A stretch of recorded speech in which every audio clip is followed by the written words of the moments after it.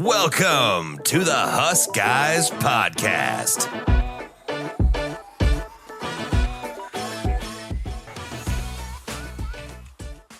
What's up, everybody? It is August 19th. It's a Tuesday. We are 1 week out from Husker football season. The vibes are flowing. The band is playing. The juices are going. And we are pumped to do a little podcast tonight. Andrew's here, my brother. I'm David, and we have a very special guest, a dear friend of ours. We go back years as Twitter friends and then podcast friends. He is the godfather, as I call him, the godfather of Husker podcasting from the Go Big Redcast. He's been at this for way longer than anybody. He's one of the biggest inspirations for us getting into podcasting, and we've been good friends for, 5+ years. Honky, welcome to the Husk Guys Podcast, and thanks for joining us. Yeah, Andrew, David, thanks for the invite. Always willing to talk a little Husker football with you guys. Hey, no better time of year. I want to start with this. I woke up this morning in a cold sweat, in a great cold sweat, and I immediately was texting Andrew about this, and then he didn't respond fast enough, so I started tweeting about it, which is a dangerous recipe for me because the vibes were going very, very hot, very, very fast. So I woke up this morning and was thinking, like, we've got, for those not paying attention, the national media guys are jumping in. And Josh Pate, who is probably my favorite college football podcaster besides Honky, has put Nebraska in the playoff. So has Brandon Walker, who writes for Barstool on their college football site and leads their game day post. Greg McElroy today just put us there too.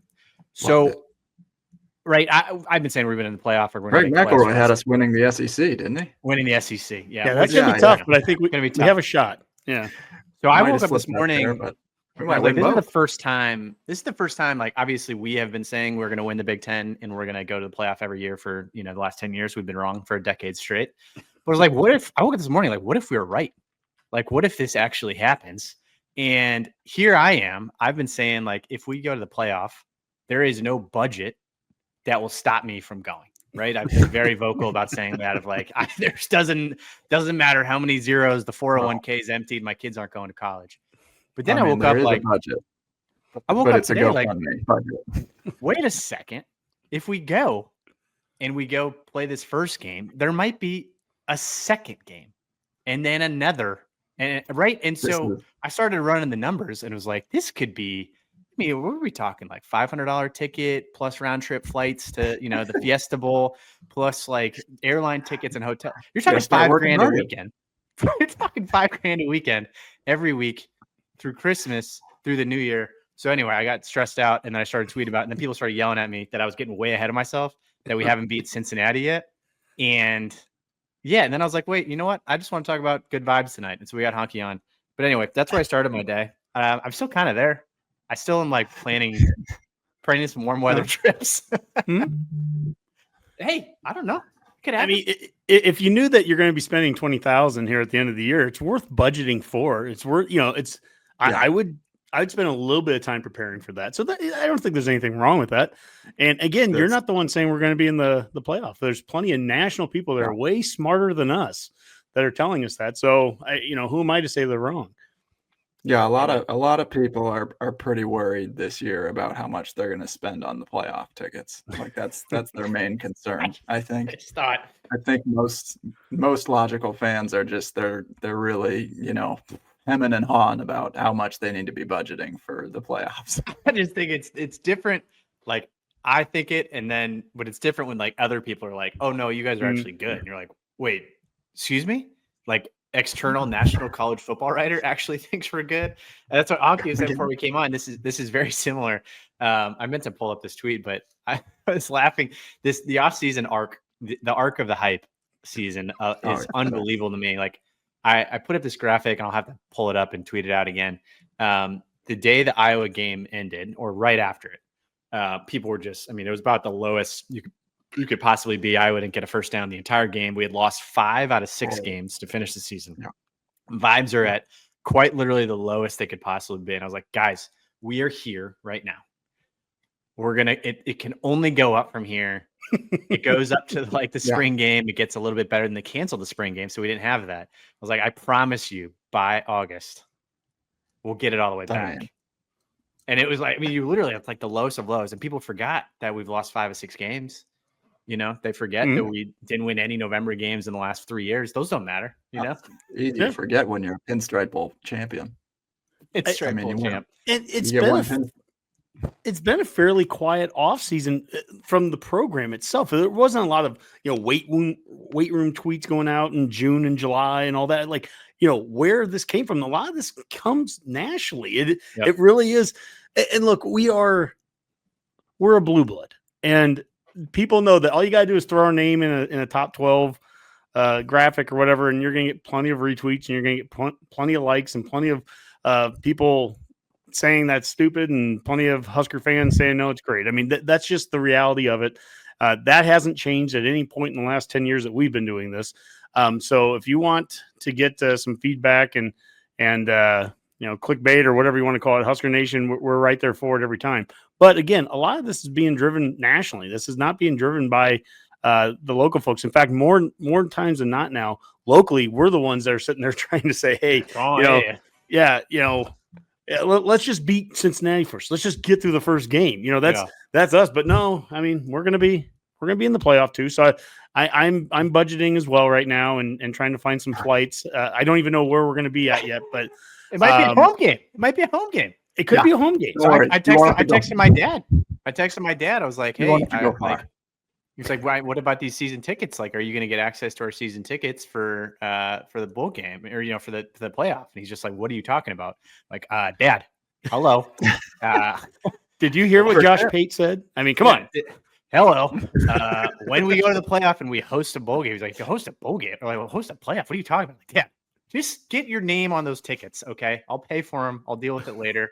Just vibes are high. Just get those things going. All right. Yes. Here's the way we got this podcast set up for tonight. And first, I want to talk about Honky for a sec, but just so you guys know what's coming, we got 10 what if scenarios. And the reason I set this up this way is I'm a big on like the what if scenarios. Like, hey, what happens if we start 4-0 and the vibes are rolling and they never stop? What if we win the Big Ten? I usually get attacked. What if we win? What if we make the playoffs? Stuff like this. It's fun for me. I enjoy it because that's how my brain works. I'm always thinking like 10 steps ahead.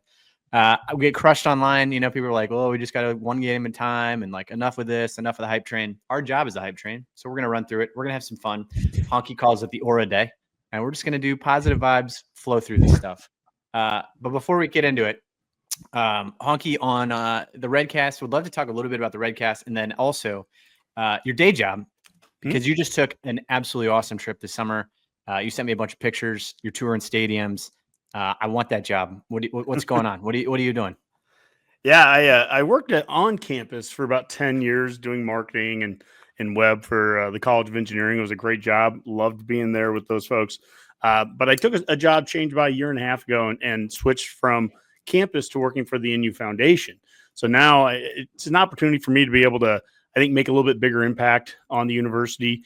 Specifically, I work with the College of Business, but if you're wanting to support any level of the university, you can always reach out to me and I can get you in touch with the right people if I'm not the one that you'd be working with. But, we're in challenging budget times in the state of Nebraska on the academic side. And that's one of the things that we're trying to do within the foundation is, we're here to keep the programs going strong, keep our academics at a high level.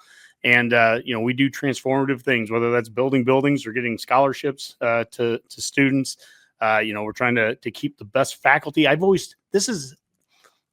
said this a number of times in a work setting, but athletically, if we lost a wide receivers coach to Iowa, people would run around with their hair on fire. Just, they'd be driven nuts, but we lose, professors and assistant professors, on an annual basis that way to these competing schools. And what can we do to have professorships? Iowa and beyond. No. What can we do? Yeah. Do you tar and feather them as they leave? Well, you shun them. Well, what we try to do is we try to make sure that we're as competitive as we can be with all the other schools, and we go out and get professorships and presidential chairs. We have amazing supporters and donors from all across the country, all across the state, supporting the university and the colleges. And so that's my job, is I get to go out there and talk to a lot of Huskers from all over. I've been from Sioux Falls down to Houston. I've been from Omaha to Valentine in-state. And it's great to get out there and talk with the folks. And I'll tell you, this is coming from a Husker, deep, long Husker fan. I get frustrated with the losses like anybody. I've actually been rejuvenated in this job, talking to other donors, supporters, fans, people that I've seen the generosity of what Husker Nation has done. And it trickles into, we've had plenty of athletic discussions in the times I've talked with people, but the generosity and the support that we have from alumni and donors and just people all across Husker Nation, it really inspires me. And there's these moments where I'll be down about something, down about a loss, the Iowa game last year, whatever it was. And then I start talking to somebody the next day about what I do. And it brings me back up. And so there's a lot of medication for the soul for me to be able to do it, but I'm as proud as I can possibly be to be able to do this job, for the university, for the state of Nebraska. I mean, they're intertwined together. And a couple of weeks ago, I was down in Ohio State, and I was sending you those photos, Dave. And, I was like, I'm getting paid to do this. I'm at a conference talking with other Big Ten College of Business development officers that are for Penn State and Oregon, and you name it, all the schools are there. And it was just such a cool experience, environment. We have a great team, great people that I'm working with. And so, to be able to wake up and really truly enjoy what I'm doing, that's pretty darn cool. I pinch myself every day. I can't believe I got into this role, but it's a lot of fun and I'm enjoying it. Good for you. You saw multiple stadiums, all right? Yeah. Well, so for the actual job, it was just the horseshoe, but I flew into Cincinnati a couple days early. I had a couple wonderful people from Husker Nation that I met with out in the Cincinnati area. So I had to stop at Nippert Stadium, where the Bearcats, our future opponent here next week, play. And then I also stopped in Miami of Ohio. So that's on the long list of hashtag Redcast road trip. If you look at that on Twitter, you'll see a whole bunch of the places that we've been to. The Cincinnati one, I did not realize it was going to cause the little uproar that it did. I posted it's a cool stadium. It's tucked into the middle of campus. It really is. It's an old stadium, but they've done some nice updates to it. So it's a neat little stadium.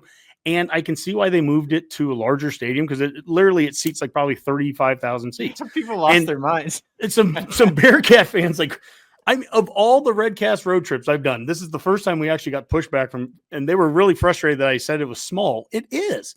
And I mean, there's a reason it's math. Yeah. I mean, there's 66,000 seats. The last I heard, maybe more tickets have been sold, but 66,000 tickets have been sold. Math. Small for Arrowhead, and 6,000 of them, they can trace back to Ohio addresses. So 60,000 of 66,000 are going to be Husker fans there. And that's fine. Everyone understands what's going on in Cincinnati. It's a money grab for you guys. We'll do better from it too. We're ecstatic that this is bigger than a bowl game for Nebraska. I mean, there's not many bowl games where you can get this percentage of your people going to another location. It's going to be Lincoln South down there in KC next Thursday night. So I'm ecstatic. I can't wait. Love it. Well, that's our first one. So this is our first what if question. It's actually great for what if question. First, I totally forgot. Speaking of fundraising, for those listening, pipeline-jerky.com. Honky's got the sticker there. Speaking of fundraising for the athletes, royalty goes to the players on the offensive line who are back. We're 10 deep. We'll talk about it in a second. Pipeline-jerky.com. And also all the gear that you're seeing on us, the Huskers off-season national champs, which we are well on our way to. This is the year. GBR hats at huskguysstore.com. So make sure you guys check this out. Now, into the what if game.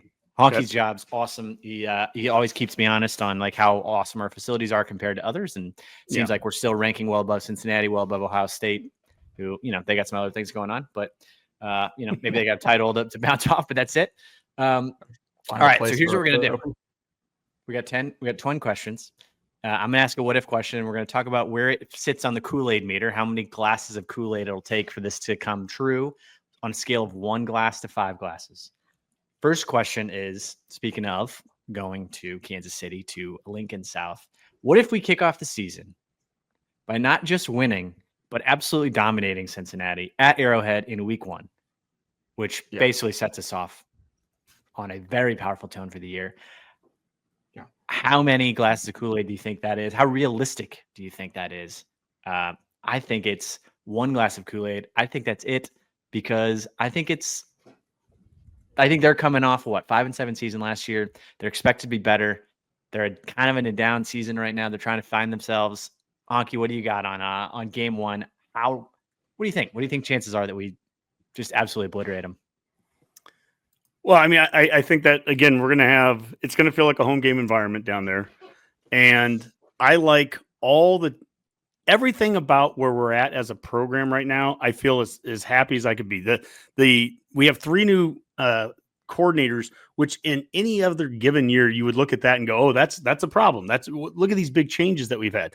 But instead, we have Holgerson on the offense, which blows me away.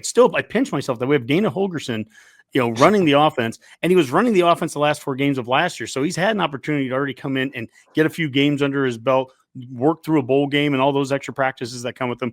And also look at where we were at 2 years ago. The first year that Rule came in here, he brings in Satterfield as his coordinator, and immediately Satterfield was the coordinator and the tight ends coach. And because we didn't get the quarterback coach we wanted, next thing you know, Satterfield's coaching quarterbacks. You get to that first year and you have Jeff Sims and you have Harburg on the sideline, and Satterfield doesn't even feel comfortable going up into the box. He's on the sideline with those guys, being an offensive coordinator, being a quarterback coach. That's what year 1 of the offense looked like. Year 2, they bring in Glenn Thomas, and you have a former offensive coordinator and a quarterback coach who can now just focus on working with Dylan, and you move Satterfield up to the box. You've made progress. You've improved things. But we struggle, and I think one of the toughest moves that I've ever seen a coach make, especially someone he likes, is that he basically demotes Sat with a third of the season left.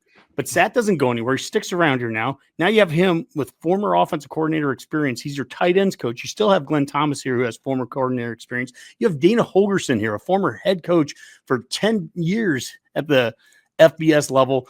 That's where we're at with offense, and it tempers my concern about making a big coordinator switch. Look at what we've done on special teams. Mike Eckler, a top 5 coach of all the years I was going to coaches clinics, from Solich all the way to Frost. I would have told you Eckler was a top 3, top 4, top 5 coach, period, at any position that we had in all those years of all the coaches I saw there. And to think that he came back here, I wanted Bill Bush, bigger in life, to be our special teams coach. I thought that was a no-brainer. And when I heard Eckler, he's the one name that made me say, oh, okay, that's cool. I'm totally for that. And then finally on the defensive side, I think I'll admit, I think we'll miss Tony White in some regard, but at the same token, we brought in Butler a year ago. He was here for a year working with that staff. And then the main thing is Phil Snow, the guy that I think if Rule could go back 2 years ago, he probably would have tried to get, I know he would have tried to get Phil Snow right away. It just didn't work, but he had Phil Snow at every other stop that he's been at.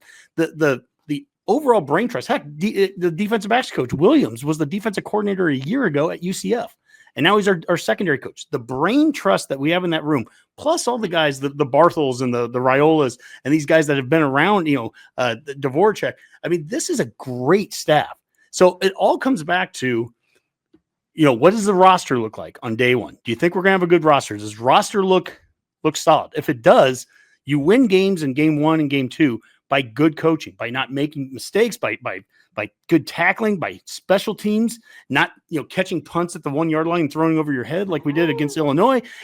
Basic things, knocking down the penalties. If this staff gets this team to do this is as good of a roster as I've seen Nebraska have in the 9 years that we've been doing this. And the coaching staff, I'm ecstatic with. It just has to come together. That's the biggest thing. It's got to come together. That's on Coach Rule, and he's got a pretty good history of year 3s of doing that.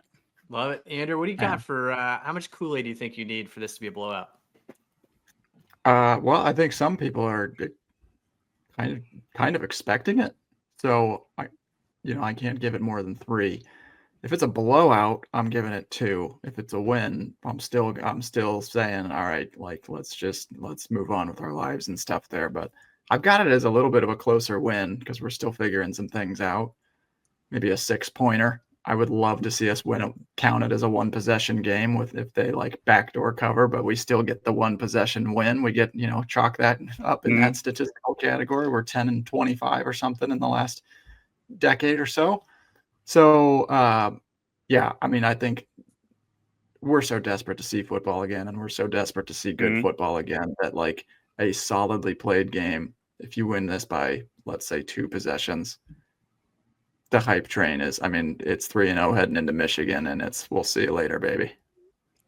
I think it's so important that what you said there Andrew, about we need a solid played game.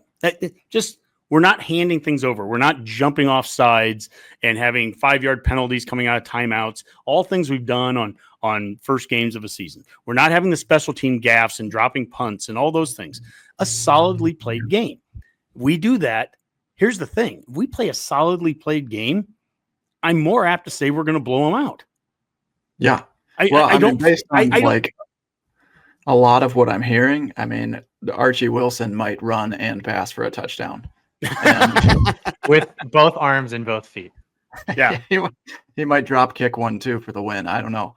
This guy sounds elite, but I totally agree with you. Like, with everything that we are hearing, the composite talent, like the top to bottom, is probably the best that it has been. Yes, we've lost some top end talent. Yes, we lost Tyrod. We're going to miss him. Yes, we're going to miss Nash. But this is Riley Van Poppel's year. Like, this is Elijah Judy's turn to step up. We've beefed up on the line. We've replaced where we've needed. And we've got a nice returning secondary. We've replaced at linebacker. Like, everywhere where we had concerns, I think we replaced pretty well. And we also upgraded at some of the most important positions on the O-line and out at receiver. Raiola could not beat man coverage very well last year. He passed for about 55% against man coverage, and he was 70 to 71% against zone coverage. You got Dane Key, Jacory, Hunter, and a reliable tight end room now. Like, yeah, I think the reason for optimism is huge, and blowing Cincinnati out is going to be basically like the proof of what we need to see there. So that's my answer, and I'm sticking to it. Give me a two shot. Okay. Yeah, I'd say it's the number one thing we get back on this. Like, anytime I start dreaming is like, we just got to beat Cincinnati, and we do. Yeah. Like, if you pull an Ireland, Northwestern, all bets are off. The whole season falls apart. This becomes your worst case scenario for the rest of the season. I just have a really hard time believing that that's going to be the case here. I don't know. I just think there's the year 3 rule gives me confidence. The way Cincinnati is, like, I've been reading their message boards, nerd alert. We're doing some depth here, doing some recon. They're not thrilled about their team. It just seems like this is a game that hopefully doesn't come out as a letdown, where I just always feel like Frost's team are unprepared for these types of moments. And so I think, you come out and win that game, it sets the tone for the entire season. Yeah. I mean, when I think of Kool-Aid, I think of like my mind's spinning with possibilities. Beating Cincinnati is like, yeah, I mean, we should do that. Yeah. What's it's like the Colorado last year was that game 2 or 3? What game was that? Was game 2. Yeah, game 2. I mean, that level of performance doesn't even have to be that dominant, but like that's a type of, hey, you come out strong and you start to show like what's potential in that first game. That's what like truly lights out the art of the possible. I think if you have a lot of the concerning things from last year, the interceptions and, the third down D and some other components, it's like, like that'll creeps in, which is also why this is the most fun time of year, because none of those thoughts are in your brain right now. No, that they're wiped clean. But, and I will say, and this is probably a foray into question number 2. You want to take us there, Dave? Yeah. If we're 3-0, and I'm expecting and hoping that we sure are heading into Michigan, what if the Huskers finally break our 4-game losing streak against Michigan and start the season 4-0, including a massive home run win against a top 15 rival? What do you got on that, Honky? Where's the Kool-Aid going from there if we pull it off? Well, I mean, and I will say, can we pull it off? Oh, sure. I mean, we can. I've always said, I say this most years. Well, I say it pretty much every year. The ceiling's 12-0 and the floor is 0-12. And and what the coaches and the players do, you usually end up somewhere in between. Most teams don't go one or the other.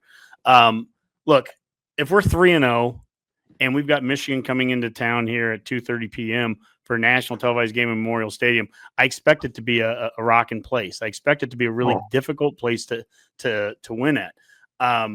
Again, I'm not concerned at all about the roster that we have right now. There's so many guys that look like they can come off the bus and be the first guy off the bus, whether it's, Williams Nowari or Ochoa or whatever. I mean, we have so many different Keanu Davis. We've got guys in some of the offensive linemen, dudes that look like dudes. That's not an issue. That's not 2016 going to Ohio State when we're a top 10 team and we're 8-1 and we lost in overtime to Wisconsin the week before. And then we just get the doors blown off us at Ohio State 62-3. And after the game, all the media guys are telling us, well, you could tell it before the game. We walked on the field and we didn't look like them. We didn't have that kind of size. No, that's not an issue right now. No one's saying that. No one's saying that this team doesn't have that ability. Well, maybe you need to have an elite quarterback to play at that level. I don't know. I kind of think maybe we have that. Maybe we have elite coaching for that QB. Again, Glenn Thomas is a proven quarterback coach, and I think Holgerson's done enough to win some people over with that. Look, at some point the excuses have to stop, and the good football has to start. I think we're going to know a lot by halftime of the first game. Yeah. And I used the example of that 2021 season, the game at Illinois. Redcast Rob, Mac, and I went to that game. We were down 16-9 at half. 16-9, 7-point game. Rob asked us, he goes, do you think we can win? It's like, well, who cares? I mean, I care, but who cares of course we can win. We're down by 7, but it's what we saw that took us. That game should have been 21-0, and we're down by 7 because we fumble balls, with our quarterback who's in his 3rd or 4th year. We have penalties that took away turnovers. We have an All-American defensive back catch a ball in the end zone, throw it over his head for safety. You add all those things up and you go, everything that we wanted to see in the offseason, everything we were told in the offseason that we were going to see, we didn't see in 30 minutes. Why would I think it's just immediately going to get better the next 30 minutes? And why is it just going to get better the last 11 games? This is the Husker realism with an optimistic spin that I like to try to bring into what the Redcast is about. Is the reality is that in the first 30 minutes of this season against Cincinnati, I expect to see clean special teams because Mike Eckler is our special teams coach, and he's really damn good at it. I'd be really disappointed if I'm seeing us dropping punts and snapping balls over guys' heads. And I'd be really disappointed for walking on the field late and getting a delay of game coming out of a timeout, something we did against Ohio State in 2020. I'd be really disappointed in week 1 if that's happening, because this staff is as experienced. And I mean, this is a professional staff that we have right now. And Coach Rule has said it from the first moment of fall camp that they've worked on situational stuff the entire time. That Thursday night, tomorrow night, 2 nights from now, they're going to be doing a mock game on Thursday night in Lincoln here because they've got a bunch of players that have never played college football before. They're going to be in their first games, and they're going to be doing it at Arrowhead Stadium. So let's get these guys the experience. Let's get them into situational play. This is a different type of fall camp than what they had in year 1 and year 2. Everyone knows the expectations. I mean, so yes, we're 3-0 and Michigan comes to town. Yes, can we beat them? Absolutely, we can beat them. I would not want to be in Michigan's shoes if they're coming to Lincoln, Nebraska, and we're sitting at 3-0, and they're 2-1 with a loss to Oklahoma. You're bringing up a lot of this is fun. This is a lot of fun, good and bad memories here of there's plenty of bad. I mean, the realism we can go through. It's trying to wipe it all clean one step at a time, and it is such a long and arduous process. I hear you. It's also where I truly, because I can be my whatever I want to be right now, and we can dream of playoffs and stuff, and we can what if all of this stuff happens? Because I do completely agree with you in that first quarter, the first half, the first game, or the first 2 games, which we haven't seen in the Frost era. I mean, I'm just rattling off the onside kick at Northwestern of that's not a one play thing. That's a full team meltdown game 1. Do you have any confidence in this team the rest of the season? The Georgia Southern loss. Do you have any confidence in this team the rest of the season? The Illinois game, the lack of confidence that was instilled in those seasons, game 1 was oh my God, why did we hype this team up the entire off season? So I think that's where hopefully we solve that in Cincinnati. And by the time you get to Michigan, because I think that the optimism side of Michigan is Sharon Moore, their head coach, is out. They're coming in with a first-year quarterback in Bryce Underwood, who's never going to have experience in an environment like that. They're fresh off an Oklahoma game. They're a 5-loss team last year, of which, they finished the season extremely strong, beat Ohio State and then Alabama. But it's still a 5-loss team. They've lost most everybody from that championship game 2 years ago. So I think that's where, assuming we are able to put together some strong football heading into that game, to me it's the number 1 game that everyone's writing off as a loss. Of it's just Michigan, that's a loss. And I'm I don't think a head coachless team on the road with a freshman quarterback, that the 5-loss team from last year. Like, there's just so many things that are there that I'm like, I don't know if that's it's as daunting as the Ohio State game last year, or even the Penn State game this year, that I think everyone sort of writes that one off as a like, ooh, I don't know about Michigan. We have a starting tackle from Alabama last year that transferred here, and he hasn't won a position yet. He's not going to play. He might be our starting lineman. Yeah. I don't know. He might be starting the left tackle, but he also might not. We have a starting guard that was starting in the national championship a year ago with Notre Dame. But we also have linemen like Lutovsky and Evans that have been around for 5 years and have been developed in this program. And there's some continuity with a coach now, Raiola, that's been with them for 4 years. I mentioned that first game, how important it is to come out, and what you see in that first game, you'll see kind of throughout the year in so many cases. There's only so much you can improve from week 1 to week 2. Think of year 1 of Rule in that Minnesota game. And we had a whole lot of turnovers there in that first game. That didn't go away. And, but are we anywhere in that same boat right now? Or do you have any of the same concerns as a Husker fan? I'm not trying to do Kool-Aid even here. Do you have any of the same concerns right now of Raiola coming into year 2 at quarterback in this system, having the turnover plague that what we ran into with Sims and even Harburg in that regard in that year 1? Like, we talk about progress a lot on the Redcast. Has there been progress made?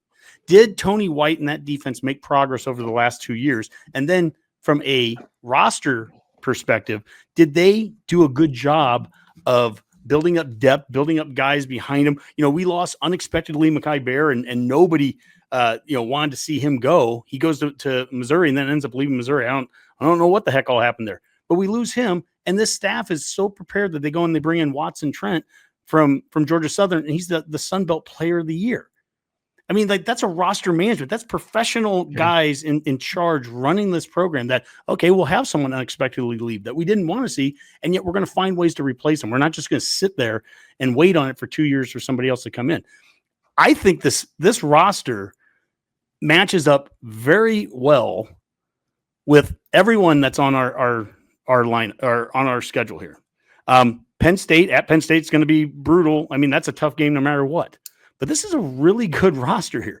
And this is a team that it's funny when you look at them last year. They went from getting blown out by an Indiana team that nobody thought was going to be any good, and then they take the Ohio State team, the national champion winner, down to the final seconds there. I don't know. I mean, I don't think talent's going to be an issue. I don't think coaching is going to be an issue.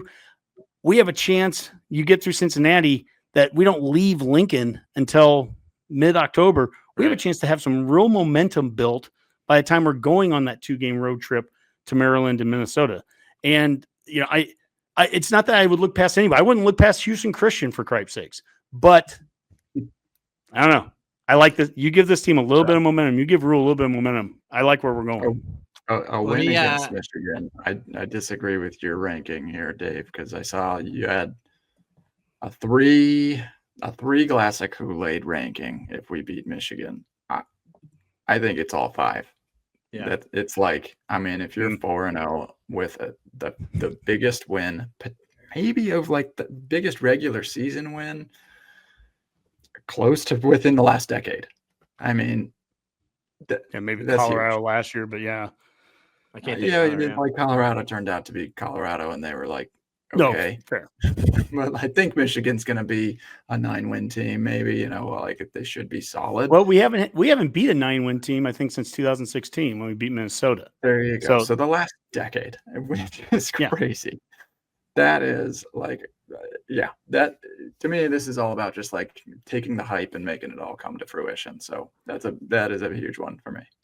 So then I think, well, let's dream for a second. We're 4-0. Then you're going into we're dreaming all night.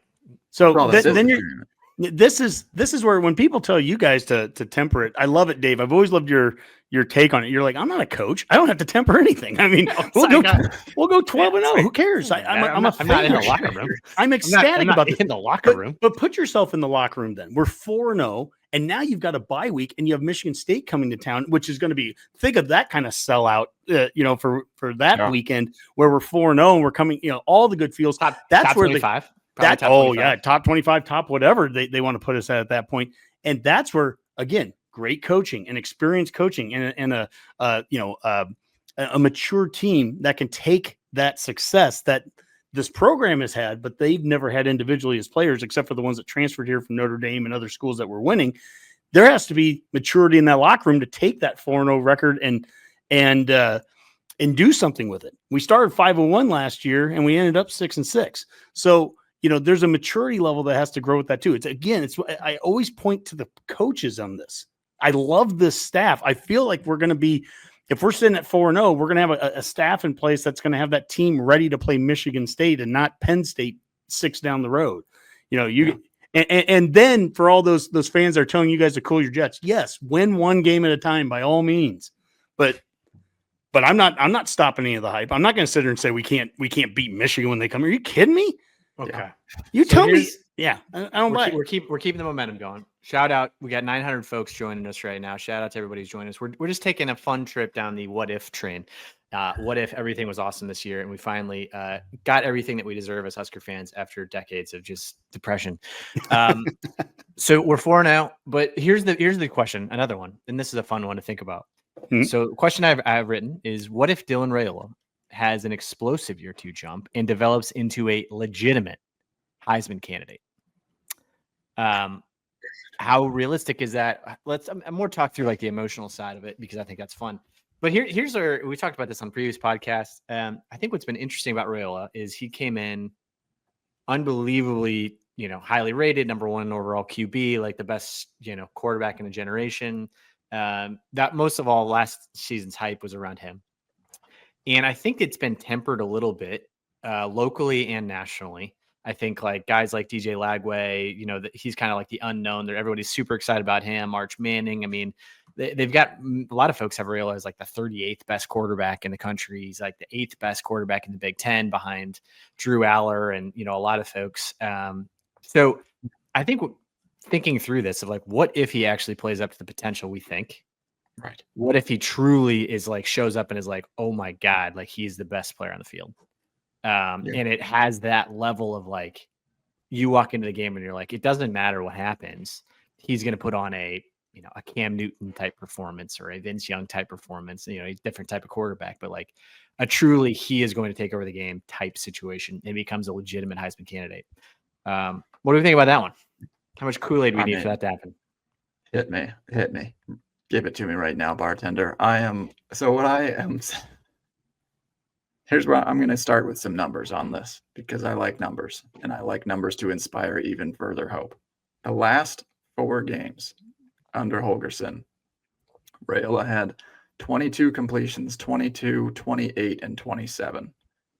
In the first 9 games of the season, he only had over 20 completions 1, 2, 3, 4 times. So the last 4 games, he went 71%, 73.7%, 68.8%, 73.3%. He clearly knows how to play to his strengths, and that's in 1 week of practice with Raiola and the team. I have to think that there is a jump coming. Like, I have to think that that those last couple games of the year are what we would project for his sophomore year. The only thing that he needs to be getting better at is he's got to beat man coverage better, and he's got to throw more touchdowns and turn the ball over less. He went 3 touchdowns, 3 interceptions in those last 4 games, but his accuracy was the best that it had been all season. Like, he immediately did bounce back. So if you start projecting those numbers out and you add a couple more touchdowns, he put us in positions to win. We need a rushing game beside him. We need these receivers to be the receivers that we recruited. We need Dane Key to be that 2nd round projected NFL pick. And if that's the case, he's got the even better weapons this year. He's got an even better O-line to work with this year. And he's hypothetically got the best offensive coordinator that has ever lived. Like, what if? Then we start winning every single game we're projected to win. And that puts us in 9 to 10 win range right there. Honky, what do you got? Yeah. Well, I would tend to say that jump that you're wanting to see the quarterback make, I think he was already making it last year. I've always fallen the minority of this conversation where I could make a very good argument that last year we could have won a couple of more games if he wasn't playing as a true freshman. That Harburg coming back and having a year under his belt, and I could be completely wrong. Some people hear me say that and they throw something at the wall and say, "Are you kidding me?" But I wanted a quarterback last year that maybe had a little bit more mobility with his legs. Reality is, as you're living through that, as you're living through the pains of a true freshman, it is tough from week to week to week. But when you look back on it aggregately at the end of the season, we made the bowl game. We got that monkey off the back. We win the bowl game on top of that. And if I saw anything last year, you go back and you watch some of the film of even Rule saying this in week 1 and week 2. And I think he's trying to pump up his quarterback at the time, but he's like, we'll throw the whole playbook at this kid. He is so ready. He's not your typical true freshman. We'll throw everything at it. I didn't think that was a good idea at that time. Yeah. I remember hearing that. I mean, that's not something with a true freshman. And quite honestly, Holgorsen comes in and right away says, yeah, there's a full playbook that this guy has, and we're going to tear out about half of that. We're going to make sure he does the things and does them well. Now, one of your viewers here, he wrote something about the physical differences that you've seen in Raiola. And one of the things I wanted to see more out of him a year ago, that the reason I would bring up Harburg was that you want to see some of the legs of the quarterback being able to extend plays, bootleg out, and you started to see that more as the season went on, the long scramble they had against Ohio State. And now you just physically look at him right now. I'm really interested to see what he does with his legs a couple times a games. This isn't going to be Tommy Frazier. No one's asking him to be that. He's not, supposed to be Adrian Martinez, but can he extend some plays with his legs, extend some drives with that? I expect to see the accuracy improve. I expect a better receiver room. If I was disappointed with any one position group all of last season, it was the wide receivers, starting with their blocking and then finishing with some of the drop passes that we saw them have too. And so I think you get better play out of the wide receiver room, and you get that jump, that year 1 to year 2 jump with Raiola. And I don't have any I don't have any hesitation. Even now, all the play time that he got last year, which was frustrating for me at times to watch when I thought maybe we could be doing a little better, doesn't matter. I'm glad now that he got every one of those snaps. Yeah. I'm glad. I mean, that set us up, I think, to have a great sophomore season with him. Yeah, I think it's I just keep coming back to like, okay, can he turn into the guy that you're like, every third down, you're like, yeah, just it's fine. It's fine. It's third and 4. He'll just be able to he'll be able to throw a quick out route. No big deal. That level of trust that I think when you look across the country or you look at like previous Heisman winners or any of these guys, it was always just like, this guy is quite literally impossible to stop. And I think he's got that potential with the better receivers. He doesn't quite have, the speed or agility of some of these other previous QBs, but I look at any of these guys that, have been a top quarterback the last handful of years. He's got the accuracy, the arm, the size, the ability to do that. And he clearly did it in high school, and he did it. He's got a lot more experience than others. I just think, I think that's what, if I were to compare last year, the season to where we were like, in August of last year, talking about like the infinity potential of him, I would say that's the area where you're like, you kind of need to look at him and be like, okay, he's going to put the team on his back. And to have that kind of next level tier that I think he's got. And I don't know if it's going to be sophomore year. Hopefully he stays for junior year type thing. But I think that's where that's the what if scenario to me of like, if you're walking in there and he's got that dog in him every single week and you can't stop him, it's like, we will truly be unstoppable. Yeah, Dave, this gets back to, for me, the coaching piece of it is that working with Glenn Thomas now for year 2, and obviously the changes that they made under Holgorsen and the improvement, Andrew, that you talked about in the last 4 games of last season that you immediately saw. That's the thing, that if the coaching is there, to develop these guys, every year, Dave, you post about the stars on that we have on offense. Like it's 5 now, it's 5-star quarterback, and it's 4-star running backs and 4-star wide receivers and 4-star tight ends that could have gone to Alabama, and all.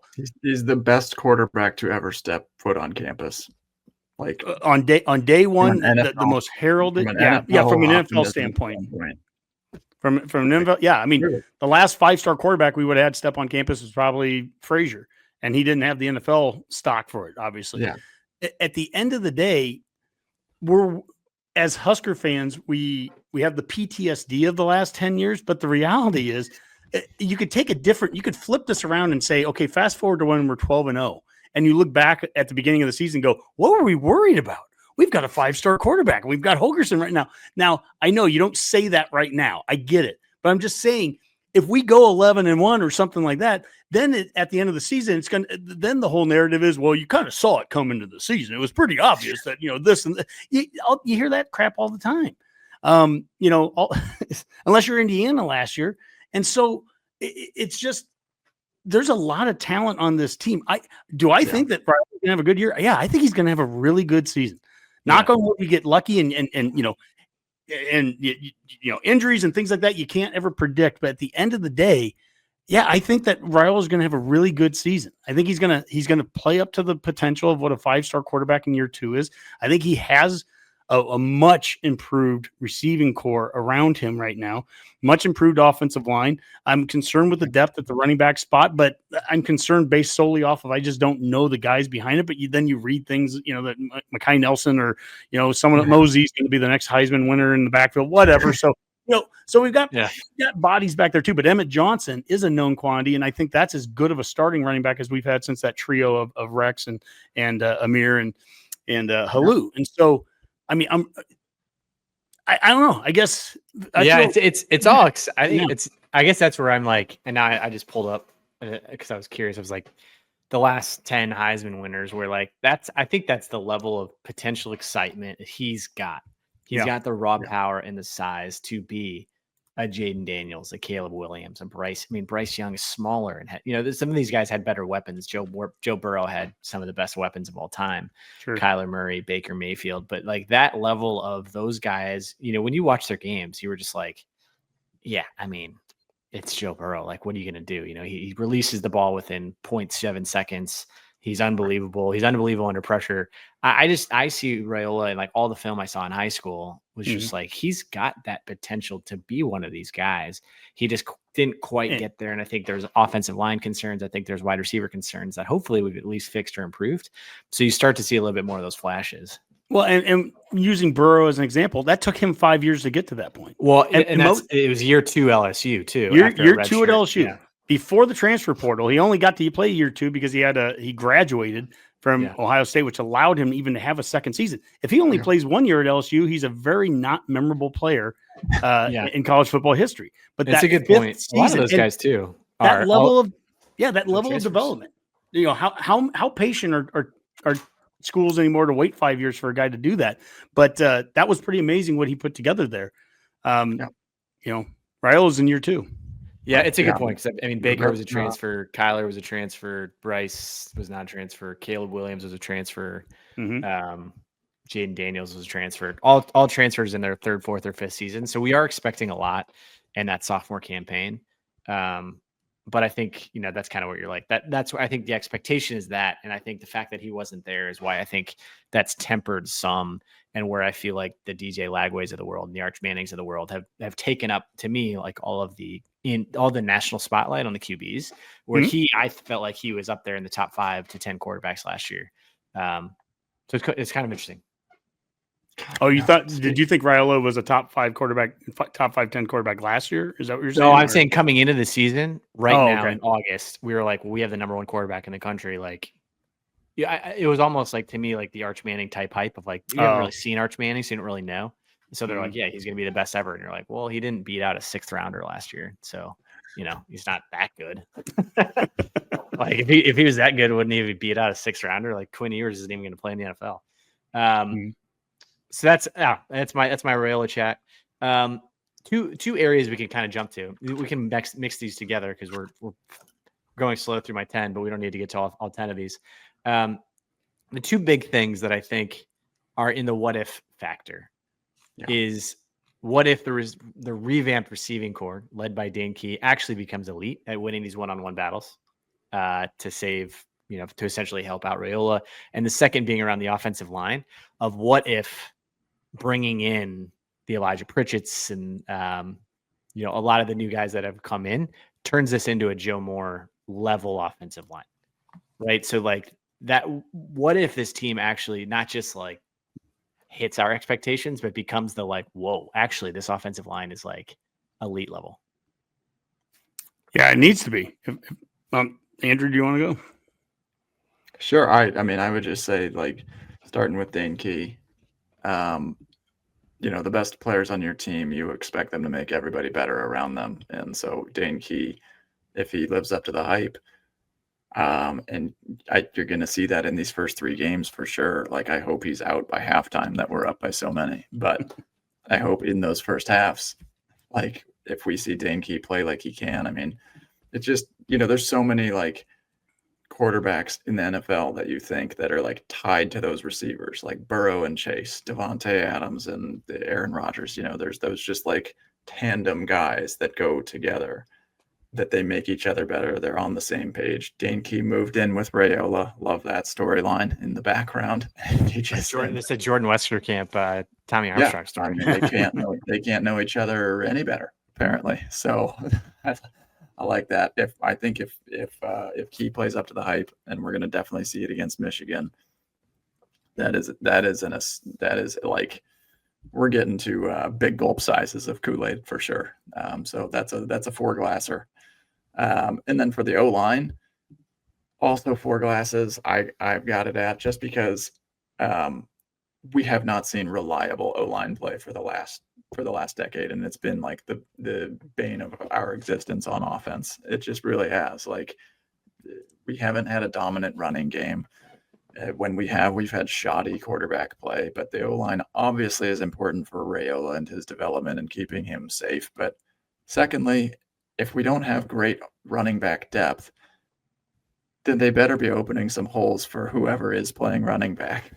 Like, if they do, then we're going to be able to match up with like most of these teams. We're starting to look more like a Big Ten team, and Rocco Spindler has said it. Like, you guys are a very talented team. I just came from a championship contender, and you guys look the same way.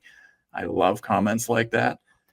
And the fact that, Elijah Pritchett is still battling it out. We still have, Prohaska there. We just got Corcoran back from injury. Like, these are 5th-year guys that have been in and around college football for a long time.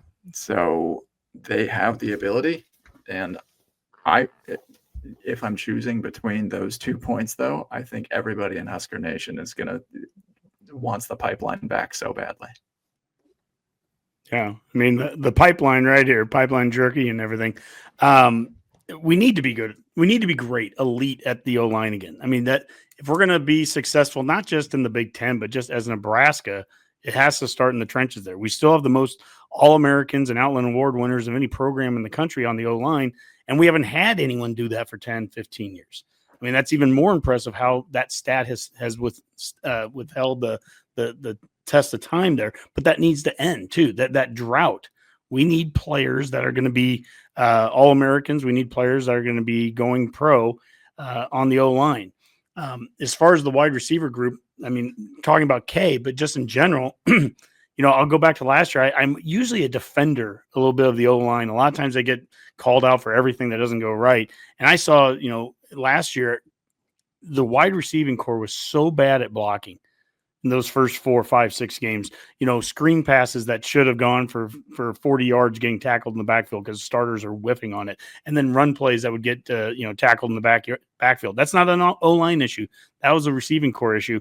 There was one position coach that was changed by Holgerson on the offense. We saw what it was. We saw they brought in a guy that he has plenty of experience that he's worked with at Houston in the past that knows the expectations of what Holgerson wants this offense to do. And then what does that guy do? He goes and brings the best receiver that he was coaching at Kentucky with him. We'll see what Hunter does and adds to the game. Mills is a talented player coming in here, but Barney coming back. I also like talking about guys that we had in the past. Bonner. Yeah. Bonner brings his physicality, what he brings to so many different levels. God, I love that guy. I mean, it's just, to me, that I just see improvement across the board. That's what I see right now at those positions. And I hope, to your point there, Dave, I hope that K really exceeds and at least matches the level of what we expect him to come in, like to truly be that number one receiver, a guy that's going to be, touching the 1,000-yard mark kind of thing. That's what a Stanley Morgan did. That's what Trey Palmer was able to do in 1 year. That's what I want to see. That's what I want to see a K be able to be close to that level, 700-800 yards, whatever it is, 40-45 catches, but big time ones, making the big catch at a big moment, getting up high and catching a touchdown pass. We had drops last year that when Raiola needed the help. Raiola would make a bad throw here or there too. I'm not absolving him of that, but he threw some good ones that got dropped, and those are the things that they have to be better, and they have to be better right away. First game. Yeah, I rewatched the Colorado game a couple days ago, which again, just how I spend my time. Don't make fun of me, but when they put those like on YouTube, they had like a watch the game in 40 minutes thing, which was like, yeah, that's a great way to spend 40 minutes. But I'd forgotten in that game, even on one of the touchdown drives, there was like multiple dropped touchdown passes that, and I'm going to forget who dropped. Nair dropped one of them. And one of them was like on a wheel route out of the backfield.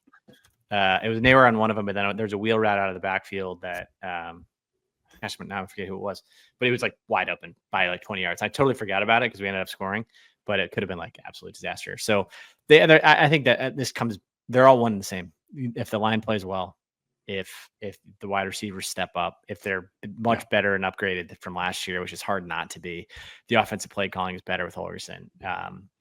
For those who are joining us, this is we got 1,100 folks that are live with us right now on a Tuesday night as we just guzzle Kool-Aid. But we're basically in dream mode scenario. Say the offensive line plays like Joe Moore level offensive line. Say Raiola is playing like a Heisman contender, and the wide receivers are dialed in.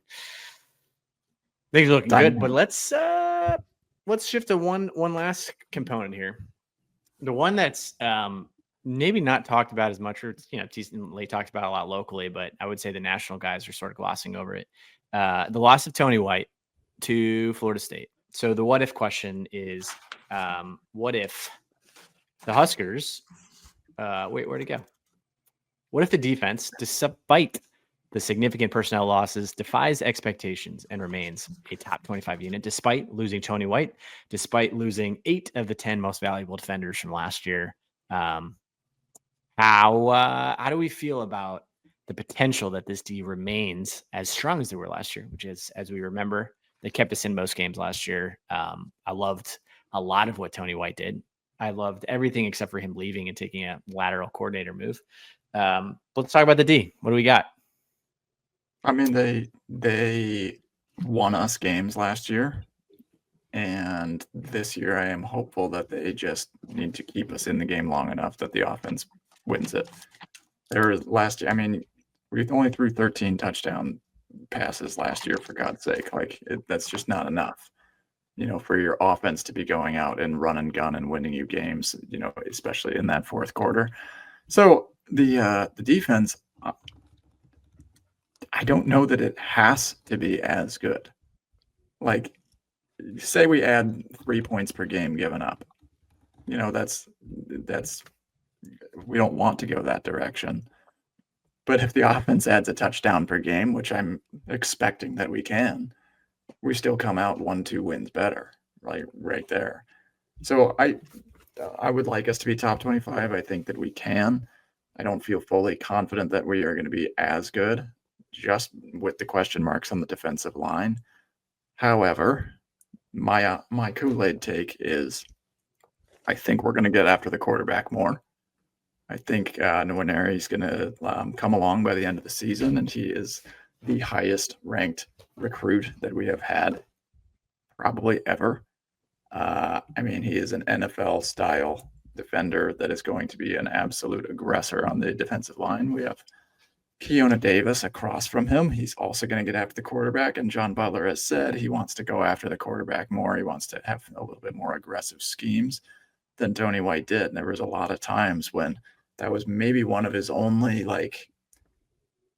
I guess if you're being nitpicky about the defenses, they just maybe weren't aggressive enough at times last year. Like those third down clutch downs and stuff, sitting back and kind of sending Tyrod and sending Nash and hoping that they collapse the pocket and make something happen. But now you've got a stable of linebackers out there, and that's my optimistic take, is that I don't know that we had anyone as good as Desan McCullough last year. We had John Bullock making plays, and he was fantastic. But Desan is next level. I mean, 5-star player right there.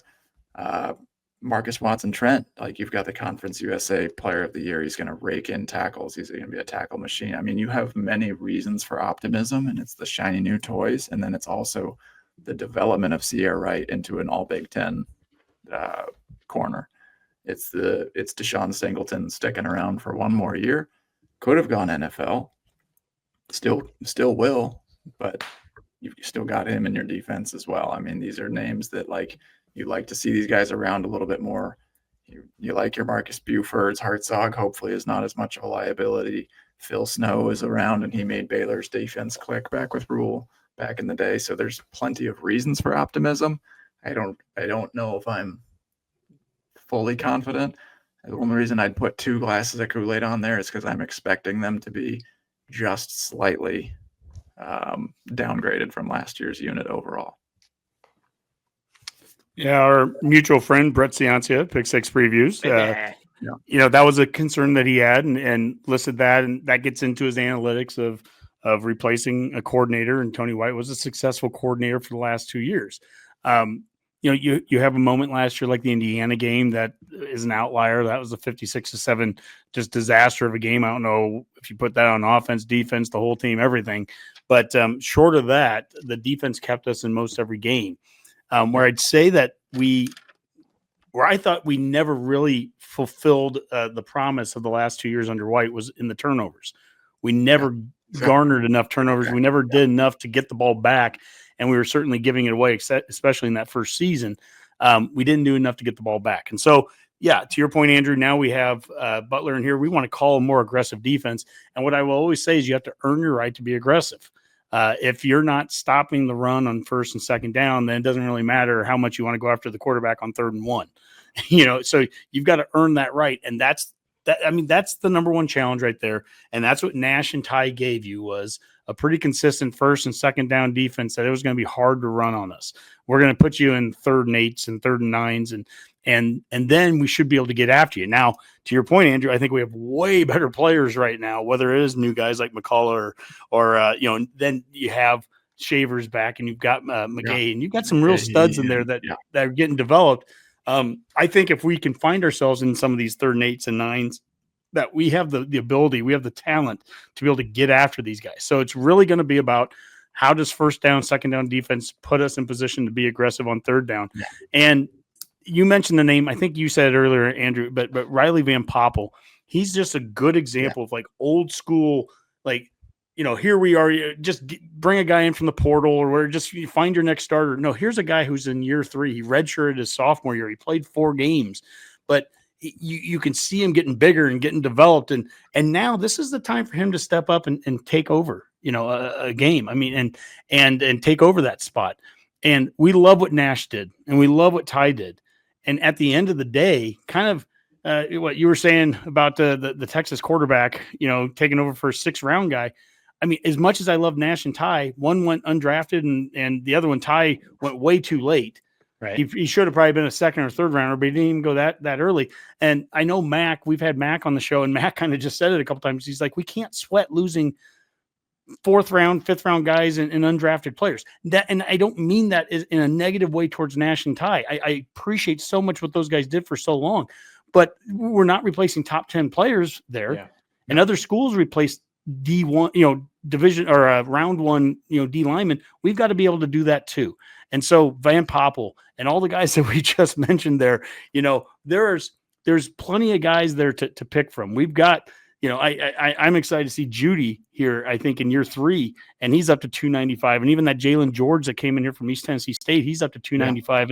Yeah. And we, you know, my gosh, Achoya, and we've got plenty of players to choose from. You know, the depth is going to be there, but can we get 2 guys that are going to be studs that can step up and be consistent on first and second down? Yeah. Love it. Vibes are high for the boys. Vibes are high. Am I supposed to be saying a star? I haven't been. I guess 5-star there. Yeah. So can you? Yeah. How much Kool-Aid do you need for that one? 5 cups. Keona Davis was the other one I was trying to think. All of it. So. All right. Yes.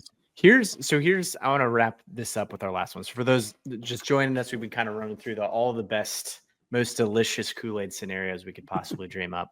That include blowing out Cincinnati, beating Michigan, having Raiola as a Heisman potential level player, the offensive line living up to the highest level of billing possible, all the pieces coming together with the wide receivers, the offensive line, of the defense. So with all of the this is our last one here. So this is full Kool-Aid, and I just want us to like bathe in some of this.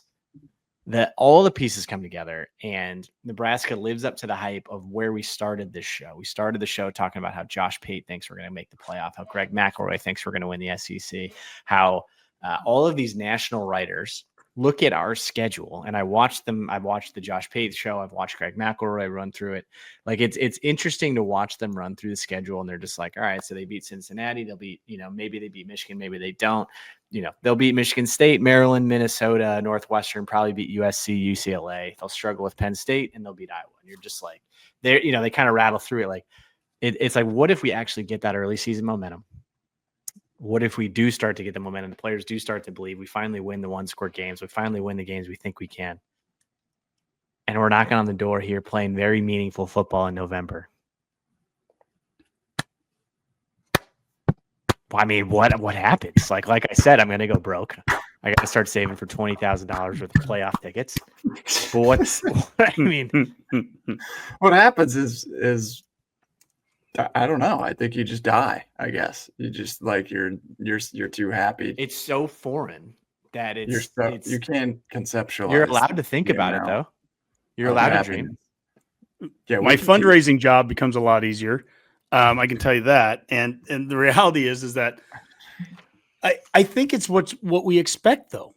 I mean, it's what we should expect out of year 3 of Rule. This is where the trajectory we're pointing to. I always hesitate worrying about the schedule in some ways. I mean, short of like just having, we know when you have a crazy schedule, like what Wisconsin has this year, that's nuts on a different level. But short of that, like trying to predict, is Michigan State going to be good or bad? And can we be, I just want to see us be good. I want to see us not do the things that we talked about at the beginning of the show that we've done for years that have killed us in games. I just want to see us not do that and give us a fair shot to win these games. And I think we will. But I'll tell you what, Redcast Nation, every year we do a game by game Twitter poll, and we had over 10,000 votes on this one here this year. And every year, we'll end up 10-2, 11-1. This year was 11-1. We're going to lose one game. We're going to lose at Penn State. Just Penn State. Every other game, we're going to win. The closest one, I think, was USC, and we won it like 53 to 43%. Michigan and at Minnesota, 68-32. Wow. Iowa, who has beaten us 9 out of 10 seasons, we're going to beat Iowa 90-10%, according to Redcast Nation. All those votes. At the end of the day, I think there's an expectation that this is what you want to see in year 3 of Rule, that you expect to see in it. And I think that's some of what we're seeing from the national folks here. There's an actual respect to our coach for what he has done previously, that they expect to see this. And I don't disrespect anyone on that schedule. We can lose to any one of those teams on it. But I also think that we can beat everybody on that schedule. I think that the ceiling is 12-0 and the floor is 0-12. And that's it. Yeah, and I think that's where, I appreciate you're like a process guy, and you're like all the Twitter followers that tell me to calm down. But I think that it's like, yeah, you want to see it on the field. Obviously, I want to see it on the field too. But also, as you look at these schedule, like every schedule I've looked at, literally since we joined the Big Ten, I've been like, yeah, we shouldn't lose to Minnesota, and we have for 5 straight years. Like It doesn't, I look at Maryland, like we'll never lose to Maryland, we'll never lose to UCLA. We lose to these teams that I'm like, it blows my mind. Like literally since we joined the Big Ten, I've just thought we were going to beat all these teams. So I still probably have that like 2010 mindset of like, yeah, whatever. It's Minnesota. Who cares? Which is, problemsome, but also that this schedule in like, we don't have that. Was exactly like I said, we don't have the Wisconsin schedule. We're not playing Oregon. We're not playing Ohio State. We're not playing. I would have liked to play Wisconsin right now. I think they stink. But I think in years past when we had that level of a gauntlet, you're like, obviously this is 8-4 at the ceiling, right? But this isn't that. This is Maryland. This is, Akron and HCU and Cincinnati and Michigan State and like a USC team that's not that good and a UCLA team that's really not that good. Like that to me, like when you start to stack those, and I think that's what changes for me from like July 31st. So like without a spring game, I had zero buzz, and then we come into the year. And like first day of fall camp, I'm like getting back, and then you start looking at the schedule. I'm like, wait a second, none of these teams are any good. I What just, are we doing? I just, and Dave, maybe that you and I differ a little bit. I just don't pay attention to the schedule. I don't. Last year, Indiana is going to be the easiest team to roll over. And I mentioned I went to Ohio State a couple weeks ago for that conference. A year ago, the conference was at Indiana, and we got a full tour of Indiana Stadium before Signetti even plays one game. And they gave us a tour, and the guy says, all this guy does is win everywhere he goes. And I'm like, who cares? It's Indiana. We were all laughing about it. Guy ends up going 11-1, beating Michigan, beating Washington, two teams that played in the previous year's national. Why can't that be us though, Honky? You know, he absolutely can, and it has nothing to do with the opponent. I mean, like I said, Indiana goes into that season. There's no reason to have any confidence, but that head coach had a crazy amount of it. Brings in the right guys. They didn't care. Nothing looked on the schedule going into that season a year ago that Indiana's going to go 11-1 or 10-2 or anything. They end up in the playoff. We legitimately have the hype that we could go into the playoff, and I'm not going to do anything to temper any of that hype. We've got to play good football, and we've got to play good football long before we ever play Michigan and long before we ever play USC and those teams that might be the ones that can stand up against us. We've got to start playing good football in half one against Cincinnati. Okay, but since we're in dreamland. I'm the wrong guy to have on the show with. I'm telling you, I'm not getting the Kool-Aid drinks. Since we're in dreamland, and say we're hosting a playoff game. Actually, let's make it even more fun. We're not hosting. Will you come to our tailgate that we host at? I saw one that has us playing Notre Dame. Will you come to our tailgate at Notre Dame in South Bend, December 8th? Why would it be there? Well, that was the projection. It's going to be the projection was Notre Dame versus Nebraska. I will fly. I will drive. I will do whatever it takes to get to.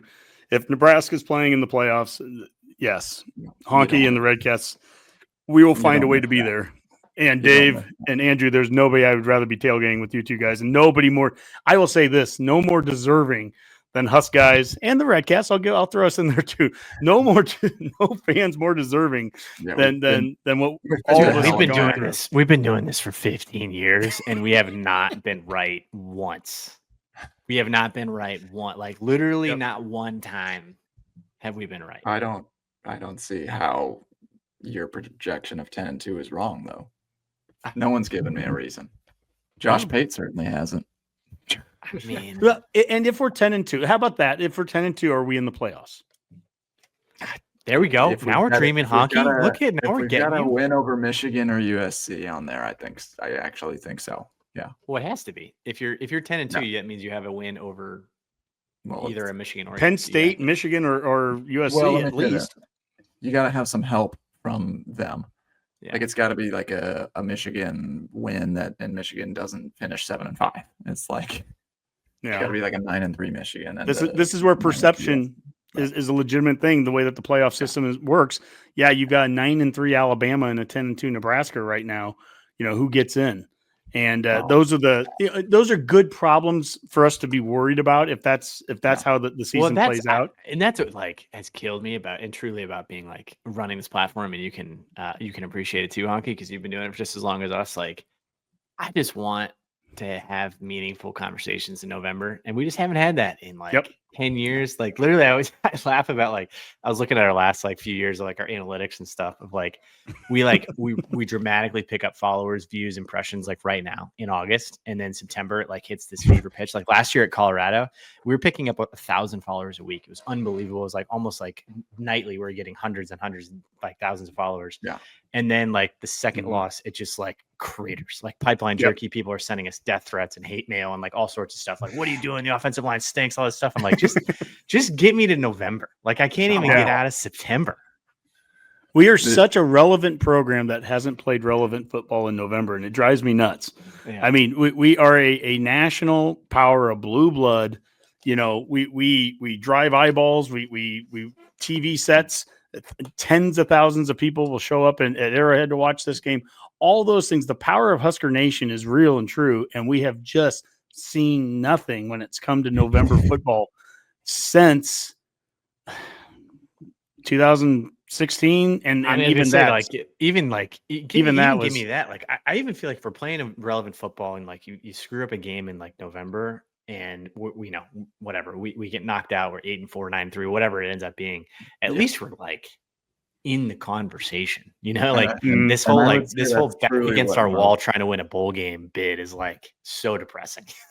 Yeah, I would say that's truly what most fans like are actually hoping for, because they're going to take this conversation and they're going to cut everything in half and say, okay, they're talking title games, but that's okay. Like, honestly, of course you aim for the stars and you fall amongst the whatever other stars, however that phrase goes. On the moon. Well, let's. I mean, you want to set your sights as high as can possibly be, and truly, I think our ceiling is it's 12-0 until proven otherwise. I got you there. I don't know that we can beat Penn State, but I see every single other team on the schedule. If we are truly doing all of these things, like if our O-line, like all of these are what if scenarios, and if they all culminate in a top 25 defense, then you're definitely going to have a top 25 offense. If you have a Joe Moore winning offensive line, you're definitely going to have a top 25 offense. If Raiola is a Heisman candidate, you're definitely going to have a top 10 offense if Dane Key and Raiola are firing on all cylinders. Then you're going to be a playoff team. Like that is the true fact of it, that if these things come together and we have top 25 talent on campus, then at this point, it all comes down to coaching and schemes. And like, if we do it right and we execute their schemes right, then like you win the games you're favored to win. Like that's the difference between what's so funny to me is when we look at like Penn State's schedule this year, right? Like, and Penn State has had their own issues in clutch games and stuff, but we look at their schedule and no one's thinking twice about like Penn State versus, whoever that they're favored by, 13.5 on. They're not like, no, it's not like you don't think twice about those games. And that used to be the case under Pelini a lot of the time. It was like, we'd go 9-3 and it was like, you didn't really think too much about like losing to Illinois or something. And it was, the sky was falling if you did. And so, you go 8-4 is kind of like your basement if all of these things are clicking. And the ceiling is, oh, baby, start saving up. Start saving the money. The people that argue, or the people that would watch this and say, oh my gosh, give me a break with the ceiling and floor talk. They're the same ones that wouldn't have given Indiana 11 game ceiling last year. And they're the same ones that would have, ranked FSU in the top 10 to begin the year. Who cares? Right. I mean, like, the preseason hype really is just that. It's what do we see once the ball gets kicked off? And what I'll tell you is, I don't look at 8-4 right now. If someone says, well, would you take 8-4 with 4 close losses? I don't take that as progress right now, because I've seen plenty of close losses. If progress is more close losses, I'm sorry. The reason we've had close losses is because we were physically talented enough and gifted enough to keep up with any of the teams we were playing, whether that's the national championship Ohio State team a year ago or teams that we should have blown out. But it wasn't a talent issue in those cases. We played close games because we had -4 turnover margins, and we had over 100 more penalty yards against them, even if we would out-yard a team by 150 yards. Stop doing that, and we're not playing close games. Out-yard a team by 150 yards or 200 yards and win the turnover margin, and now you're winning by 21 points. And so then, no, I don't take 8-4 with 4 close losses. Start winning those games and be comfortable. We got Honky fired up. Yeah, Honky's dialed in, folks. I mean, Colorado last year was a great example of that. We played a really lousy second half, but it's hard to lose a game when you're up 28-0 at half. And so at the end of the day, I want to see the whole. We finally got the bowl thing out of the way last year. Let's get the close game thing out of the way. Yeah. Like to go back to your very first question there, Dave. Seriously? Yes, I expect a double-digit win against Cincinnati. Dang. God, it took us an hour. Now Honky's cooking. It takes me a little while at this age. My God. 500 episodes under my belt. It just takes me a little while to get going sometimes. But I expect us to be up double digits at half, and I expect us to be in control of that game. Ooh. And they've got a good quarterback, a big quarterback. He's going to be someone that we're going to have to be able to tackle well against him and everything. But I'll tell you what, I think that this team is going to come together, and it's going to come together quick. And so then you're just building momentum as the season goes along. Honky, finishing on a high note here. All We've been 5 going for glasses. almost an hour and a half. This is great stuff. Thanks to the 1,400 folks who've been listening. Let's go some. You guys do parting thoughts. I like that you get parting shots. I like that you guys do that. Let's wrap this thing up. We've done what if scenarios. We've got some absolutely awesome ones that we ran through the full list about what if we blow out Cincinnati? What if we beat Michigan? What if we get the hype train rolling? What if things move all the way through to Raiola being up for Heisman level? We got a Joe Moore offensive line. The defense is playing like the black shirts. We're hitting the playoff. What kind of parting thought you got? Where do you think we're finishing this thing, Hockey? Well, if all those things happen, yeah, we are 12-0. We're going to hit the ceiling and we're going to be in the playoff. I mean, if everything we just said happens, yeah, I think it's going to be – this is going to be this – I'll just say it this way. This is the best season that we're going to see under the 10 years that the Redcast has been around. I have no qualms or question marks about that. I feel very confident coming into this season for all the right reasons. A lot of things have to come together, injuries and things that you need a little bit of luck along the way to happen. But I feel that the year three history of Rule, this staff that he's put together, this roster and the depth they've built on this roster, I think that this is going to be a special season. I think it's going to be a year that brings Nebraska football back to relevancy in November. And so, what that record looks like, I'll just say it's going to be a hell of a lot better than anything we've seen in a while. Bang. Oh, yeah. Andrew, party shot. What do we got? Yeah, I mean, I'm throwing up the banner. I think so much attention has been thrown at Raiola and Dane Key and all the new transfers and everything. Emmett Johnson made a big decision to come back, allegedly. I don't know if he was ever leaving, but he briefly there, his name was out there as he was heading to the transfer portal. He comes back, and his usage and his utilization under Holgerson was fantastic. And my parting shot is an extra Kool-Aid shot for the road. This is the one more bartender hit me, and they're saying you've been overserved tonight. Emmett Johnson ends up third team All Big Ten, or maybe an honorable mention, because he ended up with 39 receptions total on the year. 23 of those were in the last 4 games. So he's receiving the ball out of the backfield. I think he's going to end up between 20 and 25 touches a game. That gets him around 125-ish plus all-purpose yards per game. That's going to put him in potentially like the top 10 seasons in Husker history if he keeps on a pace like that. He could be electric for us and absolutely huge. And if he avoids injuries and if he can handle the workload, he could make the offense click in a whole new dimension that people just aren't really ready for. And that's that's the shot I'm taking, and I'm sticking to it. I love it. Wrapping things up. I mean, I legitimately was probably thinking we were like 6-6 team July 31st. I'm all the way to 10-2. And I want where I started. Like I want that cold sweat dream that I woke up with this morning of like being legitimately fearful I'm going to spend $20,000 on playoff tickets and flights and hotels over the course of 3 weeks. And I want that to come true. I want to have that problem. My kids they'll get educated later. We'll deal with that later. 401k can wait. This is an unload the bank account situation. I just want to at least get to the point that I'm in November and I'm looking at flights. Maybe I don't book them. Maybe I book some like cancelable flights, some refundable flights or something.